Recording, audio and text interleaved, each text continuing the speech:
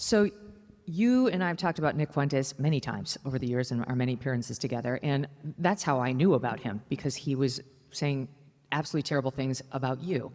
And I am going to show a video, please forgive me, of one of my first introductions to this guy, Nick Fuentes, and what he was saying about Ben. This is a video of him showing himself playing Grand Theft Auto, right, a video game where you shoot people, and he's pretending that this character in the video is Ben. Let's watch. Ben Shapiro cries to Tucker Carlson. That's right, the conservative civil war just went public. We've got Ben Shapiro melting down on camera, accusing Tucker Carlson of normalizing Nick Fuentes, while trying way too hard to sound morally superior. And you'll see the irony here, because Shapiro's the one who can't stop making this personal. Tucker didn't even have to respond for Ben to start spiraling. What we're watching is Ben's ego colliding with Tucker's relevance, and it's not pretty. So let's break it down. And yeah, we're going to call it the hypocrisy, the double standards, and the performative outrage that defines this whole meltdown. Ah!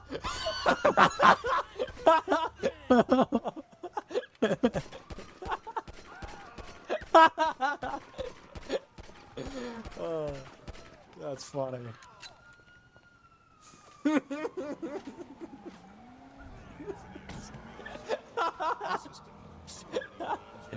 Oh, that's funny.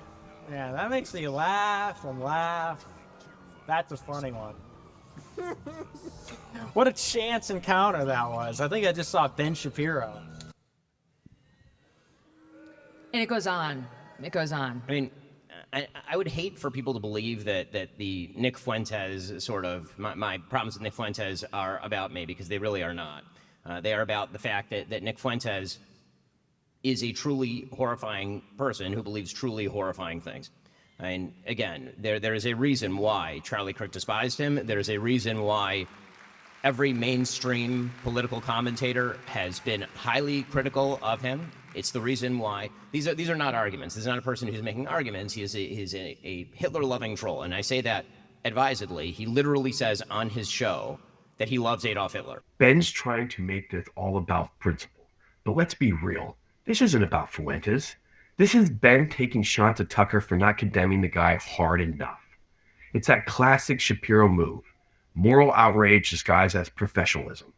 He's saying, I don't make this about me, while literally making it about him. Shapiro wants to be the arbiter of who's pure enough for the right. But when Tucker doesn't play by Ben's purity politics, suddenly Tucker's a traitor. Okay, so the reason this has come up in recent weeks is because Tucker, your guest last night, decided to have him on last week and to completely gloss him, in my opinion. And you can make up your own opinion as to what you think Tucker was doing during that interview, but I know what it looks like when Tucker Carlson decides to be an aggressive interviewer, when he decides to ask difficult questions of people. Tucker is eminently capable of doing that. He did it to Ted Cruz quite thoroughly. But he decided, for any number of reasons, and I try not to attribute motivations to people, that he was going to treat Fuentes with kid gloves, that he was going to not ask him about any of the things that I've just mentioned, literally any of them. Here's the hypocrisy. Tucker Carlson built his career on confronting the left. And now Ben's mad that Tucker didn't perform the same energy on someone Ben personally hates. Ben doesn't want balance. He wants obedience. He's mad that Tucker didn't make his enemies Ben's enemies. That's not journalism. That's ego politics. And when Shapiro says this isn't about animus, that's laughable. The man spends 5 minutes explaining his personal text with Tucker. He's basically saying, we used to be friends until he stopped agreeing with me. And to essentially normalize Fuentes, act as a sort of gateway drug, or as what I've called Tucker, as an ideological launderer of bad ideas over the last couple of years. And this is not coming from a place of animus for Tucker on a personal level.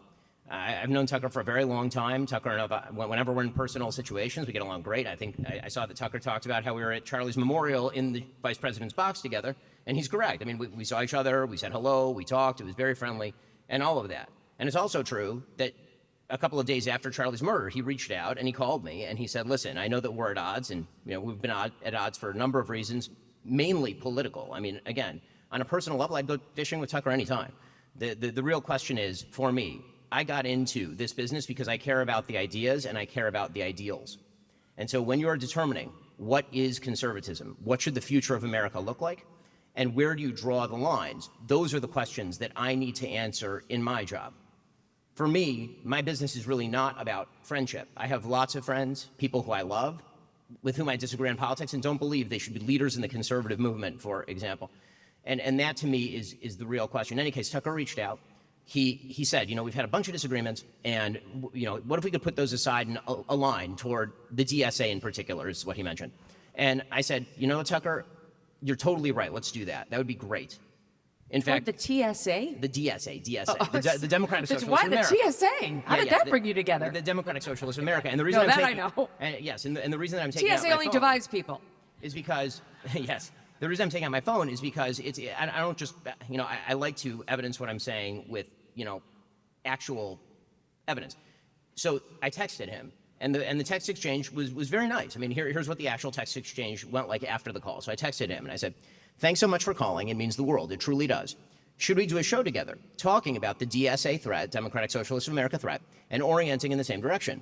Happy to do whatever it takes to bring everyone back together for the fight that matters. And Tucker then wrote back, thanks, man. I appreciate it. I'm going to spend the next week or two thinking about how to be most effective. The country is clearly on the brink. I reached out repeatedly after that. Nothing happened. And again, I thought it was a good idea at the time. I think I felt differently after I saw what he did with Nick Fuentes, and after he proceeded, in my opinion, to spend the subsequent weeks doing literally nothing to fight the left. I say this with sadness because Tucker used to be, I think, a deeply important part of the conservative push to win. The number of times that Tucker Carlson has mentioned Zohran Mamdani since October 5th on his show is once. And it was in the context of Marjorie Taylor Greene and Tucker Carlson talking about the appeal of Zohran Mamdani. Just by way of contrast, not because I'm a perfect representative here, but because you talked about Zohran Mamdani a lot. A lot of us have. Since October 5th, I did 17 separate shows on Zohran Mamdani, including 4 in the last week before the election. Okay, because when you're orienting against the left, you really should orient against the left. Okay, so a lot in there. I think, just to be clear, so the breakdown from the detente after Charlie was him interviewing Fuentes. Was that the next thing that happened that led to the blow up? I mean, yes. I mean, I had not spoken a word. There So it were wasn't things that he attacked you, or you had no, something? I don't care about it people was that attacking interview. me, and I don't think Tucker cares about people attacking him. I mean, again, we're professionals. We're in a business where people comment on what we say publicly. Again, this is why I think you and I differ on our angle with regard to, for example, Candace Owens. I think that what Candace Owens is doing right now is evil. It is evil what she is doing right now. Okay, and I say that again. But what? Because I didn't opine on whether it's evil or not, but my position is it's really none of my business. And why is it? But I have a question. Why is it none of your business? I mean, you because comment I on don't- these things for a living. I'm not mother of the internet. No, but if this were on the left and somebody were accusing Charlie Kirk of his wife having murdered him, I assume that you would be talking about it. Is that what Candace is accusing Erica of? Yes. Of murdering her own husband? She's accusing TPUSA insiders and other members of the right wing, including Seth Dillon, of being involved in the murder of Charlie Kirk, yes. Okay. Like I said, I don't take in that content, which is an honest statement. I don't have time to watch No, Candace's I show. believe you. I believe you. But the point that I'm making is that what I that understood friendship Candace should to not, have in been our doing. business, I think it's important. Listen, No, and Candace friendship and I are should not not friends. trump. We don't even know each other. I understand, but even with Tucker, friendship should not trump our manifest requirement to speak out when people do and say things that are both detrimental to conservatism and morally wrong. Translation. I'm better than Tucker because I don't let friendship stop me from virtuous signaling. Ben's moral crusade is selective. He's been calling out Tucker for silence, yet he's been silent on plenty of right-wing disasters when it suited him. He wants to be conscious of conservatism, but only when it boasts his brand. And let's not ignore the irony. He's preaching unity while dragging everyone in his own camp, Tucker, Candace Owens, Fuentes, through the mud. It's like a purity contest where Ben's the only judge and jury. Okay, so I don't totally disagree, but I think the way of handling that, at least for me, is much different. So I saw things go south between you and Tucker, at least from my vantage point, when you disagreed on Israel. That was obvious. And Well- he was, well, let me just make my point. And so he was saying things that were critical of Israel and our policy towards Israel. And then you did one show where you did what I thought you should have done if you disagreed with him, which clearly you did, which is say what you believe and what you think is factual and like educate your audience on what you think are the real facts and give them the evidence for it. But you named him and it felt like an attack. And that to me was the beginning of the end, where he was like, now it's on. Because he felt personally attacked by you, as opposed to just challenging his idea. I think you named him and you kind of diminished him. And, you know, he's an 800-pound gorilla, and if you mess with a gorilla, he's going to fight. And to me, that's where it started to go south. And because I remember that day being like, oh, shit. Well, I don't want to see this. But here's the thing. I would urge everybody to go back and listen to the show that you're referring to, where I criticized Tucker's ideas, not Tucker as a person. Tucker then responded by claiming that I do not love America. That is a direct quote. That I do not love America because I was spending too much time covering the October 7th attacks, and then proceeded in January to then say that I wanted his children to die in a foreign war. This is where the mask slips. Ben's not arguing ideas anymore. He's hurt. He's practically saying, Tucker broke my heart. The moment this turned from political debate to emotional therapy, Ben lost the high ground. He's accusing Tucker of anti-Semitism, of platforming extremists, of not fighting the left hard enough. But what he's really saying is, you used to be on my side. And Tucker, he's not even in the room, yet he's still winning. Because while Ben's out here lecturing everyone about ideals, Tucker's controlling the conversation without saying a word. Okay, so But those are a different. That's a rhetorical. No, it is point. not. He's I'm sorry, it's not. he's- An attack on motivation is a His- very but different his thing from an point- attack on an idea. His point was that you were sounding like a neocon, and he's upset with anybody who wants us to get too involved in Israel's conflict because he feels it endangers American Listen, children.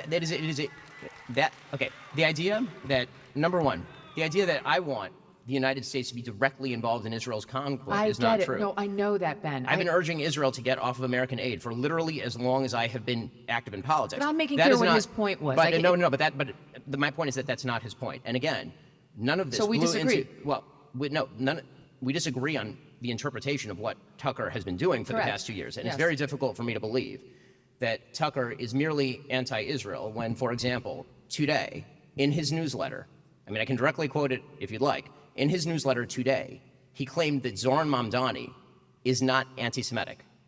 This was his newsletter today, this morning. I mean, I'm happy to read the text. It's a little extraordinary because again, it is kind of shocking stuff. So here's what Tucker Carlson wrote in his newsletter today, or what his newsletter says under his name. He said, "Is the incoming mayor a fan of Israel? Does he want America to fight its wars? Not particularly. But a Jew hater? That's a different conversation. We've never seen anything to suggest he falls into that ugly camp. If we're talking about fighting the left, defending Zoran Mamdani, who literally said that he has no opinion whether Hamas should disarm, who posed alongside the 1993 World Trade Center unindicted co-conspirator, who would not disarm globalize the Intifada, who suggested that whenever there's a New York Police Department boot on somebody's neck, it's an IDF lacing the strings, to suggest that that's not anti-Semitic in any way? No way. Okay, but listen. Or I'm going to give you a defense of Tucker here, and I don't need to defend Tucker because I'm not Tucker. Tucker can But perfectly I'll well just defend say, himself. I think in general, because I know him and I listen to him and I understand generally where he's coming from, he would say his problems are with Israel. And he would say that shot that Mamdani laid against the IDF is a shot against the IDF and Israel and how he thinks they're pro-war, not against Jews. Okay. And I think all I can say is Wait, when let Tucker me just say Carlson this, let me finds say this, himself Ben. in complete alignment with Zoran Mamdani, I it is think- very difficult for me to believe that he does not agree I with think Zoran Tucker Mamdani. is in a place right now of the same place that Charlie was getting to toward the end of his life, the same place that some people had tried to drive me, which is you're under withering, nonstop accusations of being something you know you're not. Well- But from some people who you love and who you've been protecting, at least in my case and Charlie's case, for 2 years, who you've been completely defensive of. And Charlie and I both felt, and because we talked about this on my show, like, what's happening here? Why are they dropping charges of anti-Semitism against us when we love Jews and we're both open Semites? We're Zionists. At the end of the day, this isn't about Fuentes or ideology. It's about power and pride. Ben Shapiro's entire rant exposes his insecurity that Tucker Carlson has become the face of right-wing media, and Ben hasn't. The more Shapiro insists this isn't personal, the clearer it becomes that it is. And when you so-called debate about morality turns into a he said scenario, that's when you know the meltdown is complete. So yeah, Ben Shapiro cries to Tucker Carlson isn't just a title, it's the whole truth. Thank you for watching and listening to our video. Please like and subscribe to our channel. We'll talk to you on the next video.